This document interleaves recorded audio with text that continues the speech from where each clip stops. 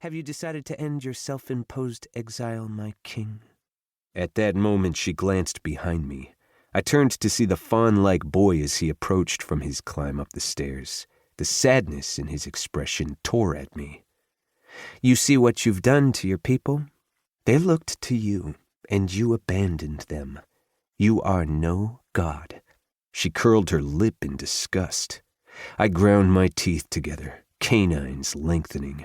My love for my people was unending. Arcadia had once been a paradise with thriving cities and happy shifters. That had changed over time as one catastrophe after another ravaged our world. I didn't want them to suffer any more than they already had, and even in my attempt to protect everyone, I'd continued to harm them. "And you are no guardian, priestess." Her eyes narrowed. "This is your fault, Pan. You have failed to uphold your duty, and Arcadia suffers the consequences of your actions. You have done this to your people. You have turned them into perverted versions of themselves, not us." My gut twisted. "Give me flora and fauna. They're a part of my soul. You trapped them, and I want them back." And they were aging. Their fur, the flecks of white. If they died, I would dive straight into madness. A part of me knew I was already headed there. The corner of the woman's lips twitched. "The terms are the same as they've always been, since the very first day you walked yourself to this tomb. You're welcome to retrieve them any time you like." She let it trail away, the meaning flashing in the dark depths of her eyes. "So long as I bring you Kali," I finished.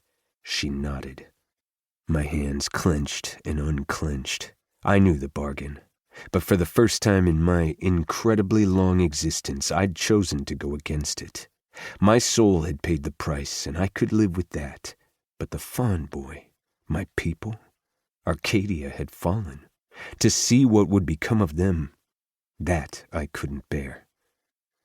"Bring her back to us, Pan. We're her guardians, and she belongs here." "Guardians?" I scoffed, seething at the notion this woman was maternal in any way. "You're fanatics, and nothing more." "You have no say in her destiny, god of shifters." She countered with equal derision, the pitch of her voice rising with each word. "Get back in your place, and do what is expected of you." She looked at the fawn boy and pointed. "Or your people will descend into madness with you." I hated it. Hated the priestess. Hated the choices I was given.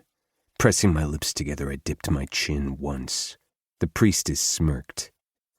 "The sand falls in the hourglass, my king."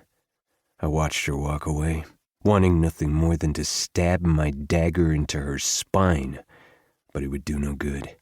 The young child stayed by my side, looking up at me. I dropped to one knee, meeting him at eye level. "Say nothing of this. Do you understand?" I said quietly, and he nodded. "Good. Go home to your family." I ruffled his hair and sent him on his way. I was 3 steps away from leaving my tomb, a prison of my own making. If I left, there would be no going back. All of Arcadia would know I had returned, and all of Arcadia would assume why. The priestess's words echoed in my mind. It is time. I felt a change in the forest the moment I stepped over the threshold. My people, a current sizzled in the air, the powers of all shifters connecting and reuniting with their god. They felt me just as I felt them. I could hear their laughter, their prayers, their hope. I felt their love, their desire, and their thirst, just as I could feel their bitterness, their sorrow, and their rage.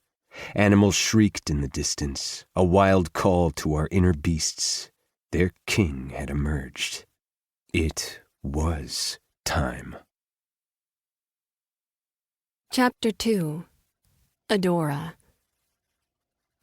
Why is it that all really good dreams always end before you get to the best part? Usually my dreams were weird and vague, at least those parts that I'd remember. It was rare that I'd remember everything. Sometimes I'd get a real nightmare about losing my family or the massacre that killed my biological parents.